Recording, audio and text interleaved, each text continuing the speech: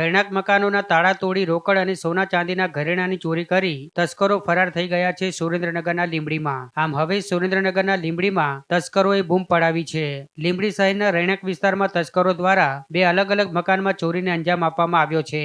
જૂની સોસાયટીમાં આવેલા બે મકાનોના તાળા તોડી તસ્કરો રોકડ અને દાગીના સહિતનો મુદ્દામાલ લઈ નાસી છૂટ્યા છે. લાખોની કિંમતના મુદ્દામાલની ચોરી થઈ હોવાનું અનુમાન છે. ત્યારે સ્થાનિક પોલીસે ઘટના સ્થળે પહોંચી વધુ તપાસ હાથ ધરી છે. અને જોયું તો મકાનના મેઇન ગેટના તાળા તોડી નાખેલ હતા. તિજોરીઓ 4 તોડી છે.